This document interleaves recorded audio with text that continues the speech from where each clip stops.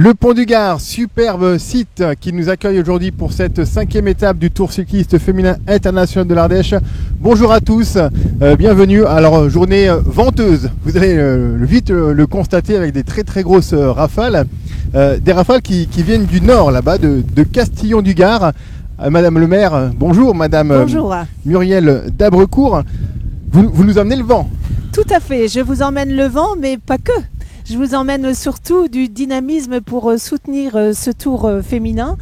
Et j'en profite pour dire que je suis très honorée d'être la première ambassadrice du Gard pour ce tour du cycliste international de l'Ardèche. Voilà, et donc je me permets de remercier avant tout l'organisation qui m'a choisi, et surtout le président, et surtout tous les bénévoles qui concourent à la bonne réussite de ce tour. Vous nous offrez, avec tous les alentours, là, un départ exceptionnel. Exactement. Ben, écoutez, on s'est dit pourquoi les femmes n'auraient pas le droit au même régime que les garçons, puisqu'il y a un an de cela, le Tour de France prenait son départ du Pont du Gard pour sa 16e édition, 16e étape avec la boucle romaine. Oui. Et quand... En fait, ça passait par le village de Castillon du Gard et j'ai proposé au président de faire passer le tour féminin par le village de Castillon du Gard, exactement dans les traces des garçons. Voilà. Étape donc romaine aujourd'hui qui se terminera ensuite dans les gorges de l'Ardèche. Je vous libère puisque vous devez rejoindre du coup votre village. On vous retrouvera. Et simplement, j'en profite pour dire beaucoup de courage parce que l'étape va être longue et elle va être venteuse et ça va être difficile. Donc que la meilleure gagne. Merci. Elle aura du courage en effet. Merci beaucoup Madame le maire. On accueille tout de suite Monsieur Pierre Mournetas, qui est président du comité départemental des médaillés du Gard, de la jeunesse, des sports et des engagements associatifs. Alors, on peut le voir partout dans le Gard. Le Gard s'investit beaucoup, notamment déjà pour les JO de 2024, mais pour le sport en général. Oui, effectivement, le Gard est une terre de champions. C'est une terre, effectivement, qui conjugue le sport à tous les niveaux, que ce soit la jeunesse, que ce soit le loisir, que ce soit le sport santé et surtout le sport de haute compétition. Alors, tout naturellement, eh bien, lorsque nous avons vu ce qui se passait, c'est la 18e édition quand même du Tour cycliste féminin international de l'Ardèche, eh bien, on s'est bâti quand même par des bénévoles. C'est toute une équipe de bénévoles que je salue et que je tiens à féliciter et à remercier.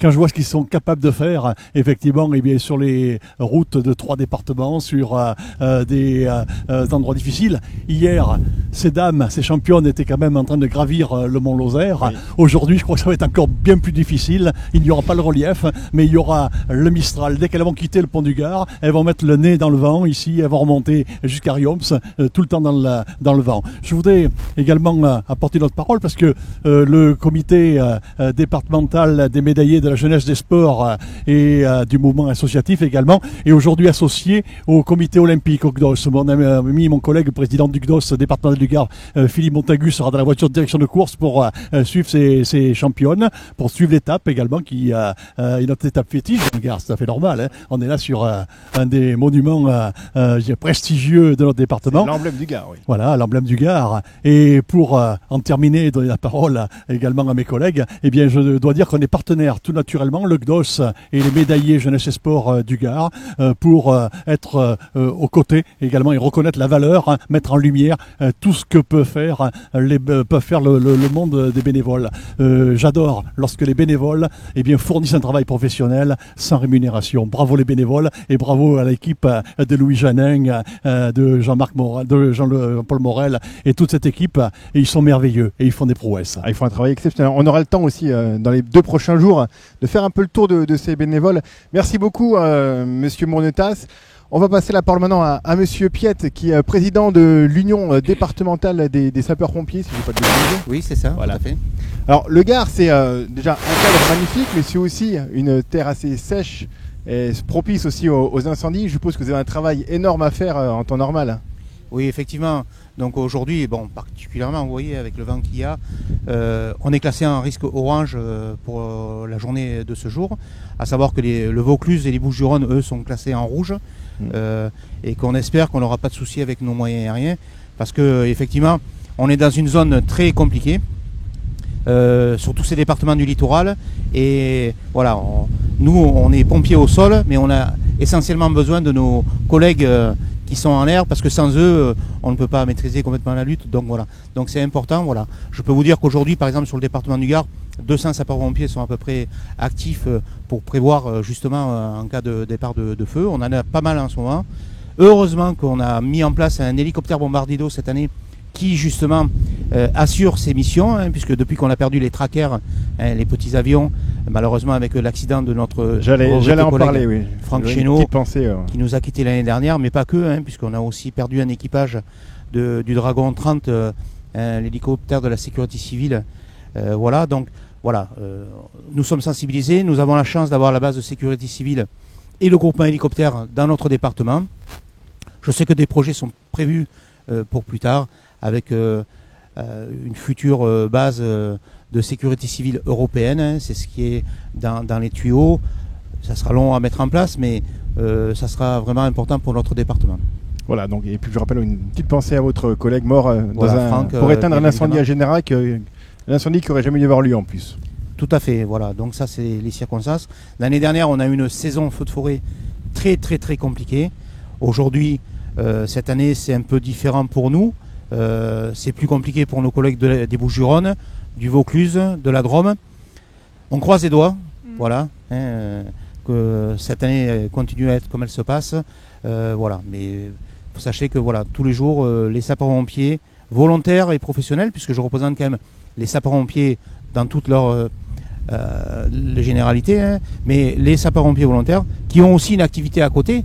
Et comme le disait mon collègue tout à l'heure, au travers du bénévolat, mais aussi complémentaires à l'action, sont présentes tous les jours, en plus de leur travail. Et honnêtement, c'est un beau signe de citoyenneté que nous avons en France. Et il faut préserver notre système de sécurité civile.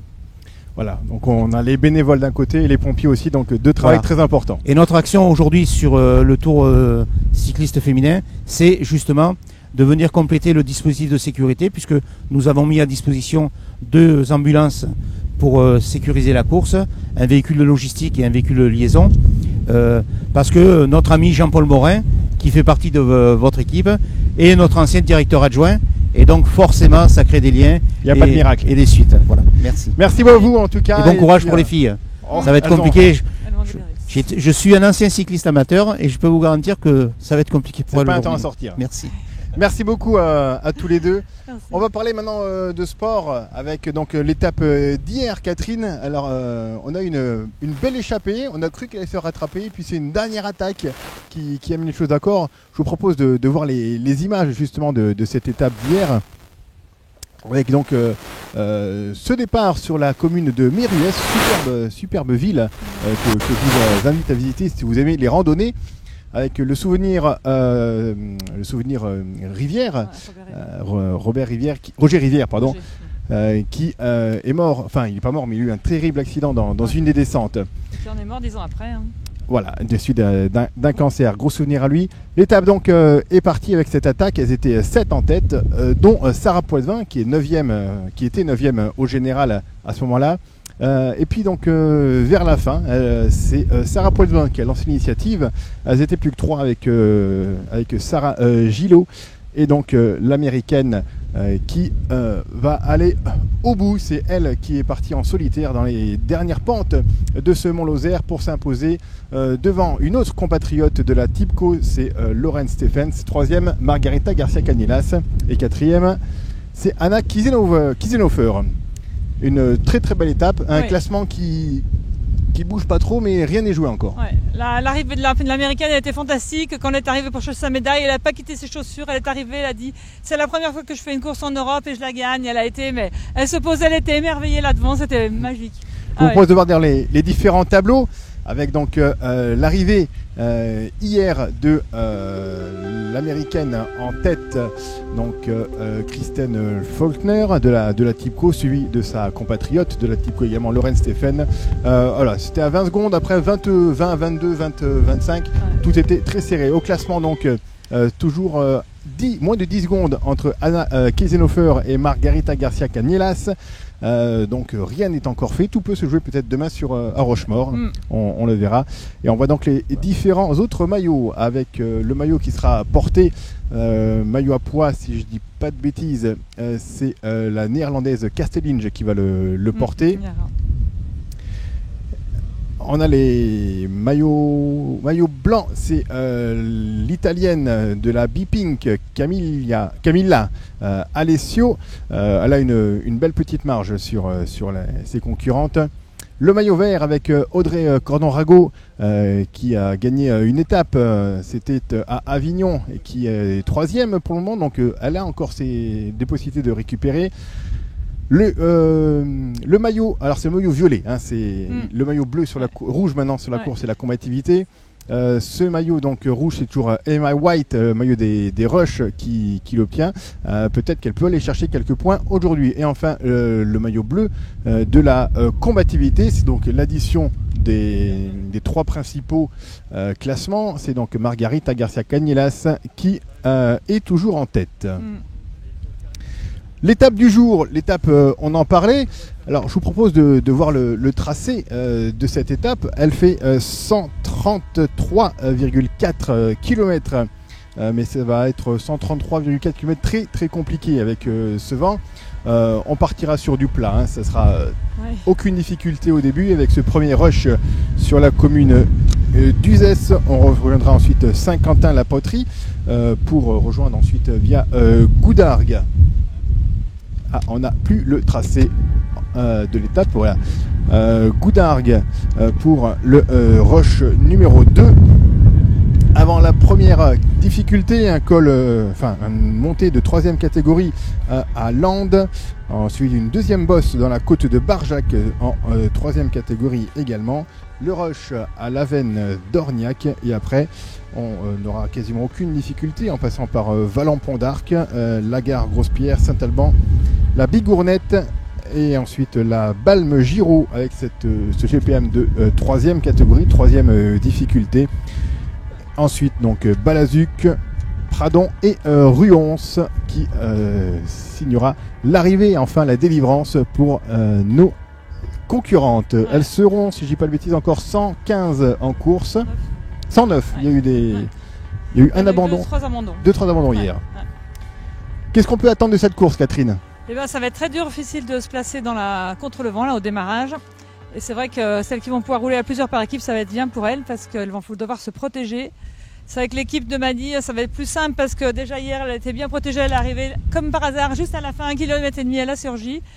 Donc en fait, c'est vrai que tant qu'elles ne sont pas arrivées aux gorges, eh ben, on va voir ce que ça va donner là. Ça va être chaud. Hein. Des bordures possibles ? Eh ben, on va espérer. Alors j'ai vu un papa là d'une concurrente, Victory. C'est vrai qu'il disait que vraiment l'équipe de Maddy roulait vraiment comme les garçons. Qu'elles avaient beaucoup en bordure parce que c'était des femmes plus expérimentées que les filles, les collègues de sa fille. C'était moins ça, c'était plus des petites jeunes, c'était moins expérimentées. Donc Victory Gilman de la FDJ Futuroscope. Tout à fait. Eh bien, ce que je vous propose, c'est de regarder les plus belles images de l'étape d'hier pendant que l'on se prépare pour aller rejoindre tous ensemble le départ. Les plus belles images de ce tour.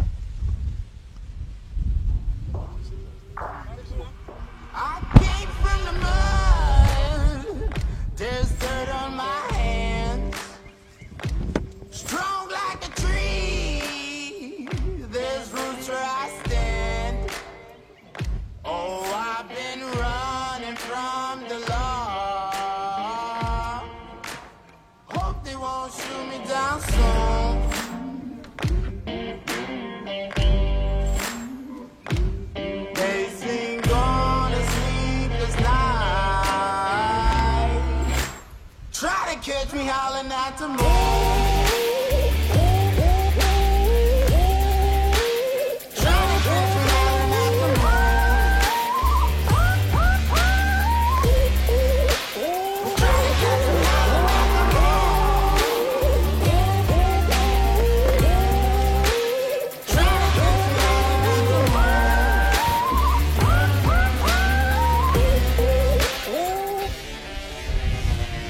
When it rains, it pours.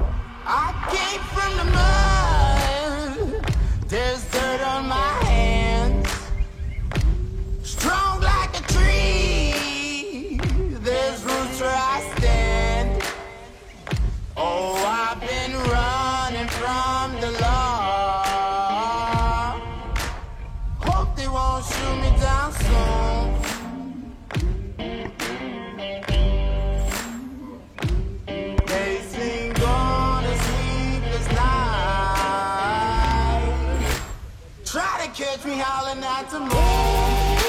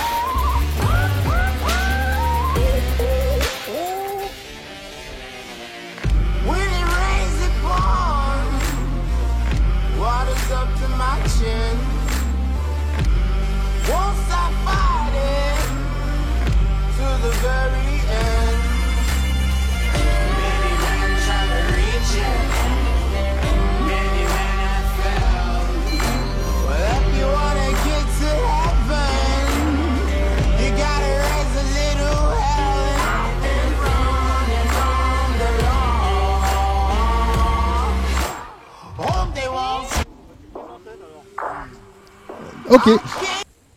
Voilà donc les plus belles images d'hier. On voit que petit à petit donc la signature est en train de... Les filles, vous voyez, sont en train... Il est là le Richard.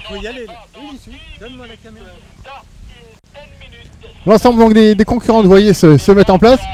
C'est Richard, l'un de nos membres bénévoles qui permet d'assurer toutes ces images. Donc concurrentes de l'équipe Crédit Mutuel qui sont juste à côté. Je pense qu'elles auront beaucoup à faire aujourd'hui pour suivre le tempo. L'équipe ALE Ljubljana avec Urska Zigart qui a fait un très gros travail. Tu es devant la caméra, Richard. Qui a...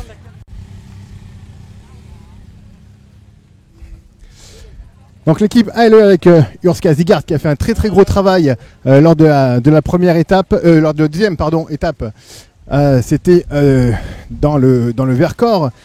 L'équipe française d'Arkea, juste là, équipe 100% française qui montre des belles choses avec Sandra Levenez qui est en juste deuxième là, qui jusqu'à présent montre des très belles choses, très belles choses dans cette course, dans ce classement. C'est elle qui mène même les pelotons dès qu'il en reste plus beaucoup. Et puis on voit juste après le maillot bleu, blanc, rouge de notre française Audrey Cordon-Rago. Nos camarades de l'UCI qui sont là aussi pour veiller sur cette course, veiller sur la bonne santé, le bon déroulement de cette course. Équipe très sympa l'UCI qui nous permet de vous fournir des belles images.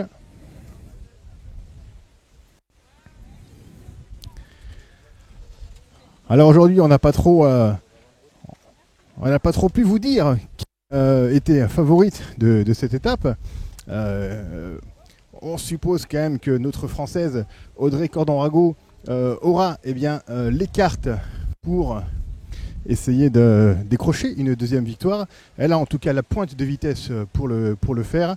Il faut juste qu'il n'y ait pas de grosses surprises au niveau des bordures ou des attaques tranchantes. L'ensemble des équipes se met en place petit à petit. On aura juste devant la ligne, une fois que le protocole sera terminé, les maillots distinctifs qui se mettront en place. La championne du Japon, juste ici. Championne du Japon, Eri Yonamine, qui également a montré des très belles choses. C'est elle qui menait le tempo dans ces montées du Vercors, les montées très raides.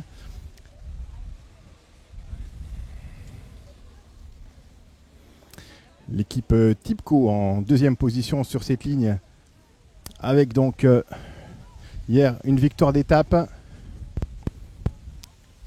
Et Laurent Stephens, porteuse d'un maillot distinctif, qui ira rejoindre donc le devant de la course.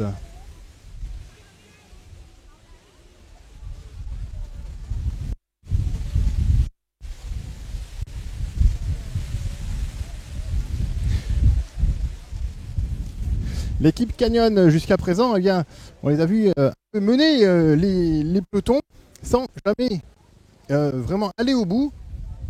Peut-être qu'aujourd'hui, ça peut être une journée canyon. On peut essayer de cocher cette étape pour une coureuse canyon.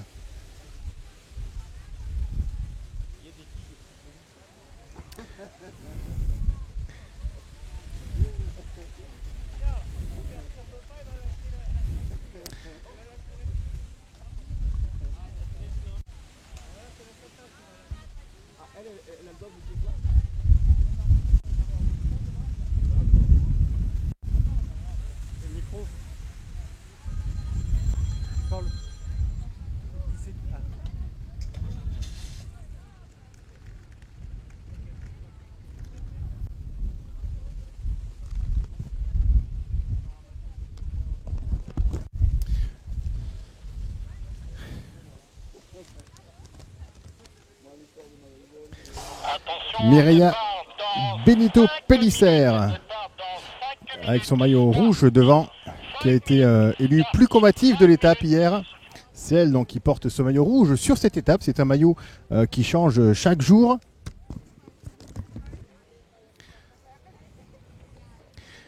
Le maillot de la plus combative, donc c'est les commissaires et présidents du jury qui définissent à la fin de chaque étape la fille la plus combative, qui a donc le privilège de porter ce maillot rouge, le Dauphiné. Juste derrière le maillot, alors que le maillot rose se met en place, vous avez le maillot à pois de la charcuterie Guez, porté par donc Yara Castellinge, la néerlandaise de l'équipe mondiale du cyclisme. Vous avez le maillot bleu du combiné. Maillot bleu du combiné tout à gauche, porté par Anna Kiesenhofer, l'Autrichienne, qui parle très très bien français justement. Le maillot vert, donc porté par Lauren Stephens, le maillot vert Sonelia. Maillot bleu sponsorisé par Leclerc Valréas. Et enfin donc, elle est au milieu avec son superbe maillot rose Melvita Margarita Garcia Canielas, qui va avoir un peu de... Enfin, c'est ses coéquipières surtout qui vont avoir beaucoup de boulot aujourd'hui si elles veulent imposer un train dans cette course, ou éventuellement créer des bordures pour essayer de surprendre des équipes.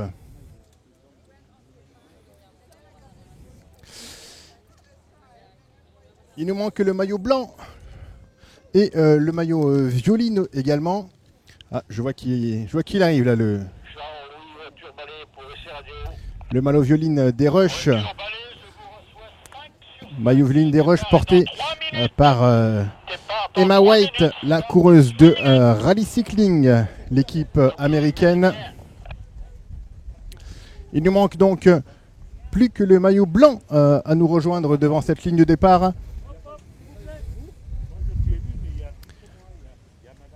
Le maillot blanc du classement du meilleur jeune qui est porté par l'italienne Camilla Alesi.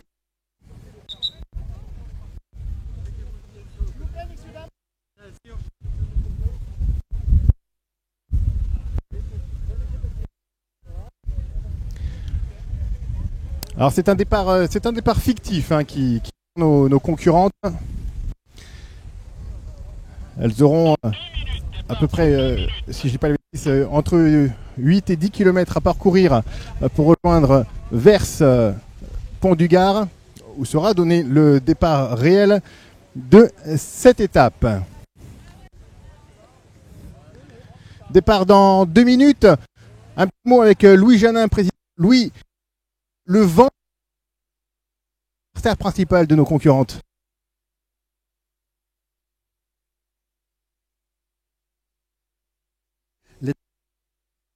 Risque d'agir et ça risque de faire du dégât. C'est pas le relief qui fera du dégât, mais le vent, oui. On a hâte d'arriver dans les gorges. Certainement. Oui. Bonne course Catherine, bonne course Marie-Élise. Marie-Élise qui vous donne en temps réel sur le site toutes les infos du tour. Allez sur le site tcfia.com pour avoir les informations en position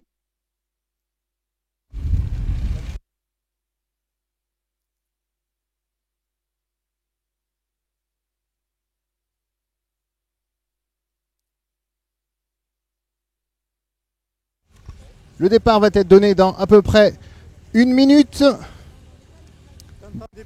Départ fictif donc. Alors, tout de suivre la voiture du directeur général, la voiture numéro 1. On vous donne rendez-vous ce soir pour le résumé de cette 5e étape. Avec, je suppose, une superbe championne qui sera à l'arrivée. Bon, tous, on se retrouve demain pour le direct à Valréas. Bonne journée à tous.